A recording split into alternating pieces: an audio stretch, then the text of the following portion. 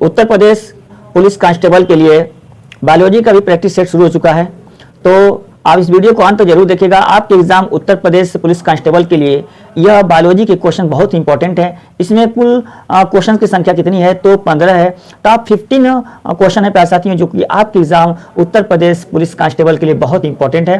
तो इस वीडियो को आप अंत जरूर देखिएगा। संविधान के भी प्रैक्टिस सेट है, संविधान के 5 प्रैक्टिस सेट हो चुके हैं, भूगोल के भी 5 प्रैक्टिस सेट हो चुके हैं और यूपी स्पेशल के 4 प्रैक्टिस सेट हो चुके हैं। आप प्लेलिस्ट में जाकर सभी क्वेश्चन को आप रट जाइए, इससे बाहर आपके एग्जाम में क्वेश्चन देखने को नहीं मिलेगा। तो अगर आप ये पेपर में प्यारे साथियों उत्तर प्रदेश कांस्टेबल की परीक्षा में यहीं से क्वेश्चन छपेंगे, तो आप सभी क्वेश्चन को रट जाइए। देर न करते हुए स्टार्ट किया जाए। क्वेश्चन नंबर 1 है, निम्न में से बायोलॉजी के पिता हैं। बहुत ही आसान क्वेश्चन है। पहला क्वेश्चन बहुत ही आसान है कि बायोलॉजी के पिता हैं आपके स्क्रीन पे।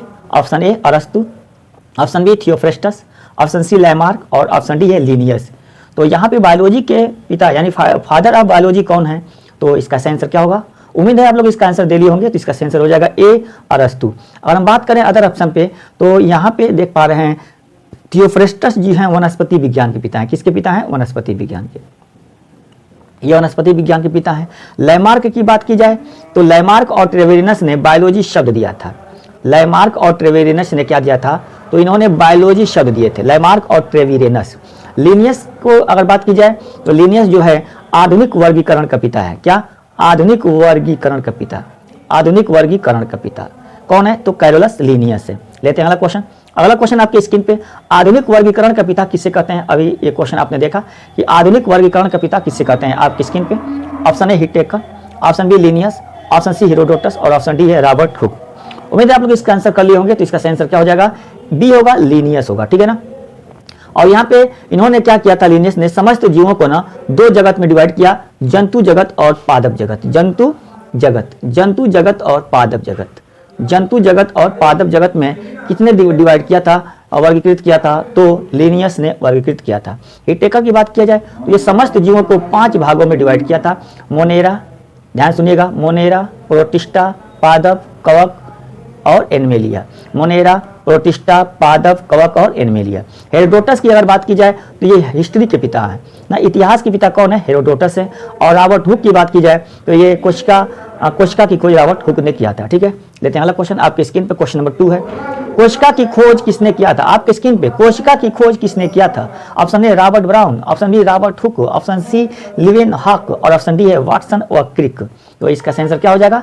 तो कोशिका की खोज किसने किया था, तो आपके स्क्रीन पे क्वेश्चन नंबर है, इसका आंसर हो जाएगा बी होगा, रॉबर्ट हुक ने किया था। जी हाँ, रॉबर्ट हुक ने किया था। लेते हैं अगला क्वेश्चन आपके स्क्रीन पे। अगला क्वेश्चन आपके स्क्रीन पे है, क्वेश्चन नंबर 4 है, निम्नलिखित में से किसे कोशिका का विद्युत गृह कहते हैं? जी हाँ, आपकी स्क्रीन पे कोशिका का विद्युत गृह यानी पावर ऑफ सेल किसे कहते हैं? तो ऑप्शन ए है लाइसोसोम, ऑप्शन बी है माइटोकॉन्ड्रिया, ऑप्शन सी है राइबोसोम और ऑप्शन डी है केंद्रक। इसका आंसर देने की कोशिश करें। जी हाँ, आपके सामने है, इसका आंसर देने की कोशिश करें। तो उम्मीद है आप लोग इसका आंसर दे लिए होंगे। इसका आंसर क्या हो जाएगा? बी होगा, माइटोकॉन्ड्रिया। ठीक है ना, माइटोकॉन्ड्रिया। अगर यहाँ बात करें राइबोसोम की, तो ये क्या प्रोटीन निर्माण की फैक्ट्री कहते हैं। राइबोसोम को क्या कहते हैं? प्रोटीन निर्माण की फैक्ट्री कहते हैं। राइबोसोम को प्रोटीन निर्माण की फैक्ट्री कहते हैं। केंद्रक की बात की जाए तो यह कोशिका का निर्देशक कहा जाता है। कोशिका का निर्देशक किसे कहते हैं? तो कोशिका का निर्देशक किसे कहते हैं? तो केंद्रक को कहा जाता है। लाइसोसोम का क्वेश्चन आगे मिलेगा आपको। ठीक है ना। लेते हैं अगला क्वेश्चन आपके सामने, आत्महत्या की थैली किस कोशिकांग को कहते हैं? जी हाँ, देख लीजिए। तो आत्महत्या की थैली किस कोशिकांग को कहते हैं? ऑप्शन ए अंतःप्रदपी जालिका, ऑप्शन बी कोशिका भित्ति, ऑप्शन सी लाइसोसोम और ऑप्शन डी है रिक्तिका। तो यहाँ पे किसे कहते हैं, इसका आंसर दीजिए। उम्मीद है आप लोग इसका आंसर दे लिए होंगे। इसका आंसर क्या हो जाएगा? सी होगा, लाइसोसोम। जी हाँ, सी होगा, क्या होगा? लाइसोसोम। अगर हम बात करें ऑप्शन ए का, तो समझने की कोशिश करिएगा। ऑप्शन ए की अगर हम बात करें तो एक अंतःप्रदपी जालिका यानी इंडोप्लाज्मिक रेटिकुलम, इंडोप्लाज्मिक रेटिकुलम क्या कहते हैं? तो कोशिका का कंकाल तंत्र कहते हैं। क्या कहते हैं? कोशिका का इसे कंकाल तंत्र कहते हैं। कंकाल तंत्र, कोशिका का कंकाल तंत्र किसे कहते हैं प्यारे साथियों? तो अंतःप्रदपी जालिका को कहते हैं। कोशिका भित्ति की बात की जाए तो ये क्या है? तो यह केवल पादप कोशिका में पाया जाता है। कोशिका भित्ति केवल पादप कोशिका में पाया जाता है, जो कि यह पादप कोशिका का बाहरी आवरण होता है। ठीक है ना। और लाइसोसोम को ही आत्महत्या की थैली कहते हैं। ठीक है। लेते हैं अगला क्वेश्चन आपकी स्क्रीन पे। क्वेश्चन नंबर 6 है, पाचन की क्रिया कहाँ संपन्न होती है? ध्यान दीजिएगा, संपन्न की बात हो रही है, ये संपन्न पूछा जा रहा है। तो पाचन की क्रिया कहाँ संपन्न होती है? ठीक है, ऑप्शन ए मुख गुहा, ऑप्शन बी अमाशय में, ऑप्शन सी छोटी आंत में, और ऑप्शन डी है बड़ी आंत में। तो यहाँ पाचन की क्रिया संपन्न की अगर बात पूछे तो क्या कहेंगे? इसका आंसर क्या हो जाएगा? उम्मीद है आप लोग इसका आंसर दे लिए होंगे। तो इसका आंसर हो जाएगा सी, छोटी आंत में। ठीक है, मुख गुहा की अगर बात किया जाए तो यहाँ पाचन की क्रिया प्रारंभ होती है। पाचन की क्रिया प्रारंभ कहाँ से होती है? तो मुख गुहा में। ठीक है ना। अमाशय में देखा जाए तो अमाशय में कौन सी एंजाइम पाया जाता है? तो पेप्सिन एंजाइम अमाशय में पाया जाता है। ठीक है ना।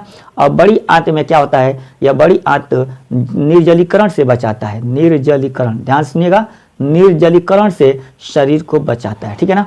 लेते हैं अगला क्वेश्चन, सब याद रखिएगा ये। लेते हैं अगला क्वेश्चन आपके स्क्रीन पे, क्वेश्चन नंबर 7 है। मानव शरीर की सबसे लंबी अस्थि होती है। जी हाँ, मानव शरीर की सबसे लंबी अस्थि होती है incus, stapes, femur, radius, ulna. तो इसका सही आंसर क्या हो जाएगा? उम्मीद है आप लोग इसका आंसर दे लिए होंगे। तो इसका सही आंसर क्या हो जाएगा? सी होगा, फीमर। जी हाँ, जांघ में जो हड्डी पाई जाती है उससे वह जो है मानव शरीर की सबसे लंबी अस्थि होती है। ठीक है, लेते हैं अगला क्वेश्चन आपके स्क्रीन पे, क्वेश्चन नंबर 8 है। मानव शरीर का सबसे बड़ी ग्रंथि है, यहाँ पे ग्रंथि पूछा है, सबसे बड़ी ग्रंथि है। ठीक है ना, अग्नाशय, यकृत, थायराइड, थाइमस। तो यहाँ पे सबसे बड़ी ग्रंथि कौन है? इसका आंसर देने की कोशिश करें। उम्मीद है आप लोग इसका आंसर दे लिए होंगे। तो मानव शरीर का सबसे बड़ी ग्रंथि कौन होती है? तो यकृत होती है, यानी लीवर होता है ना। कौन होता है? तो लीवर होता है प्यारे साथियों। लेते हैं अगला क्वेश्चन। अगला क्वेश्चन आपके स्क्रीन पे, क्वेश्चन नंबर 9 है। आरबीसी का निर्माण कहाँ होता है? जी हाँ, रेड ब्लड कार्पेसल्स, रेड ब्लड कार्पेसल्स का निर्माण कहाँ होता है? ऑप्शन ए लाल अस्थिमज्जा में, ऑप्शन बी पीत अस्थिमज्जा में, ऑप्शन सी यकृत में, और ऑप्शन डी प्लीहा में। तो आरबीसी का निर्माण कहाँ होता है प्यारे साथियों? तो इसका सही आंसर क्या हो जाएगा? उम्मीद है आप लोग इसका आंसर दे लिए होंगे। इसका सही आंसर हो जाएगा सी, ए होगा लाल अस्थिमज्जा में। याद रखिएगा, लाल अस्थिमज्जा में होता है। ठीक है, आरबीसी का निर्माण। और यहाँ पे पीत अस्थिमज्जा में किसका निर्माण होता है? तो डब्ल्यूबीसी का निर्माण होता है। डब्ल्यूबीसी का निर्माण कहाँ होता है? तो पीत अस्थिमज्जा यानी पीत अस्थिमज्जा में होता है, येलो बोन मैरो में। येलो बोन मैरो यानी पीत अस्थिमज्जा में होता है। अगर आरबीसी का भ्रूणावस्था में पूछे कि भ्रूणावस्था में आरबीसी का निर्माण कहाँ होता है, तो यकृत बताइएगा। और पीलिया में क्या होता है? तो आरबीसी का कब्रगाह कहते हैं। पीलिया को क्या कहते हैं? आरबीसी का क्या कहते हैं? तो आरबीसी का कब्रगाह कहते हैं। किसे? पीलिया को ना, कब्रगाह। ठीक है, लेते हैं अगला क्वेश्चन आपके स्क्रीन पे, क्वेश्चन नंबर 10 है। आहार नाल की लंबाई कितनी है? जी हाँ, जिस स्थान से, जिस शरीर के जिस अंग से भोजन होकर गुजरता है उसे आहार नाल कहते हैं। और इसकी लंबाई कितनी होती है? तो आहार नाल की अगर शुरुआत किया जाए तो मुख गुहा से इसकी शुरुआत होती है और कहाँ तक जाता है? तो गुदा यानी एनस तक जाता है। ठीक है ना। तो इसकी लंबाई होती है कितनी? तो 32 फीट होती है लगभग इसकी लंबाई कितनी होती है? तो 32 फीट होती है। ठीक है, लेते हैं अगला क्वेश्चन। यहाँ पे देखा जाए छोटी आंत की लंबाई जो होती है, और छोटी आंत की लंबाई पूछेगा, छोटी आंत की, आहारनाल का एक भाग है छोटी आंत, तो उसकी लंबाई 17 फीट होती है। और बड़ी आंत की लंबाई कितनी होती है? 12 फीट होती है। ठीक है ना।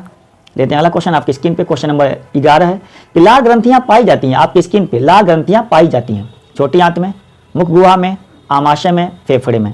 तो इसका सही आंसर क्या होगा? उम्मीद है आप लोग इसका आंसर कर लिए होंगे। तो मुख गुहा में, इसका सही आंसर क्या होगा? मुख गुहा में पाई जाती है। ठीक है ना। लेते हैं अगली क्वेश्चन। अगला क्वेश्चन है 12, क्वेश्चन नंबर 12 थोड़ा सा समझते हैं। अल्जाइमर रोग में मानव शरीर का कौन सा अंग प्रभावित होता है? जी हाँ, अल्जाइमर की बात हो रही है, बहुत इंपॉर्टेंट है। अल्जाइमर रोग में मानव शरीर का कौन सा अंग प्रभावित होता है? इसका सही आंसर क्या होगा? उम्मीद है इसका आंसर दे लिए होंगे आप लोग। तो इसका सही आंसर हो जाएगा बी, मस्तिष्क ना, ब्रेन। लेते हैं अगला क्वेश्चन। अगला क्वेश्चन आपके स्क्रीन पे, मानव तंत्र में निम्नलिखित में से कौन सा एक पाचन एंजाइम नहीं है? जो मानव का पाचन तंत्र है जो पाचन तंत्र में कौन सा पाचन एंजाइम नहीं है? Option A trypsin, option B gastrin, option C ptyalin, और ऑप्शन डी है पेप्सिन। तो यहाँ पे गौर करिएगा, ट्रिप्सिन एंजाइम प्रोटीन को पचाता है जो कि कहाँ पाया जाता है? तो अग्नाशय ग्रंथि में पाई जाती है। टाइलिन एंजाइम ये मुख गुहा में पाया जाता है। पेप्सिन एंजाइम अमाशय में पाया जाता है। गैस्ट्रिन नहीं है, गैस्ट्रिक लाइपेज होता है जो कि यह आपका एंजाइम नहीं है। ठीक है ना, यह एंजाइम नहीं है। ऑप्शन बी सही होगा इसका। ठीक है, ऑप्शन बी सही होगा। थोड़ा सा समझने की कोशिश करिएगा। क्वेश्चन आगे बढ़ गया। जी हाँ, आपके स्क्रीन पे, जी हाँ देखिए आपके स्क्रीन पे है, उम्मीद है पूरा देख लीजिए। तो इसका सही आंसर क्या होगा? थोड़ा सा ये आपका आंसर सही है। ठीक है ना। लेते हैं अगला क्वेश्चन। क्वेश्चन नंबर 14 है, मानव शरीर में विटामिन ए संचित रहता है आपके स्क्रीन पे। मानव शरीर में विटामिन ए संचित रहता है अमाशय में, यकृत में, छोटी आंत में, तिल्ली में। तो इसका सही आंसर क्या हो जाएगा? इसका सही आंसर हो जाएगा यकृत में। ठीक है ना, यकृत में। मानव शरीर में विटामिन ए कहाँ संचित रहता है? यकृत में। ठीक है, लेते हैं लास्ट क्वेश्चन। इस प्रैक्टिस सेट का बायोलॉजी प्रैक्टिस सेट का यह लास्ट क्वेश्चन है। लेकिन में से कौन सा रोग एक विषाणु द्वारा उत्पन्न होता है? याद रखिएगा प्यारे साथियों, यहाँ पे विषाणु द्वारा दिया हुआ है, लेकिन से कौन सा रोग एक विषाणु द्वारा उत्पन्न होता है? डिप्थीरिया, मलेरिया, हेपेटाइटिस और हैजा। इसका आंसर विषाणु द्वारा, इसका आंसर आपको कमेंट बॉक्स में देना है। आप कमेंट करिएगा कि विषाणु द्वारा इसमें से कौन सा रोग होता है, ठीक है ना। और विषाणु का भी प्रैक्टिस सेट हमने विषाणु से होने वाले रोग, जीवाणु से होने वाला रोग, इसके लिए हमने शॉर्ट वीडियो बनाया है ट्रिक के माध्यम से। उस ट्रिक को आप देख लीजिए और वहाँ पे विषाणु, जीवाणु, प्रोटोजोआ और फंगस से होने वाले रोगों को आप आसानी से याद कर ले जाएंगे। तो मिलते हैं अगले वीडियो में। Thanks for watching.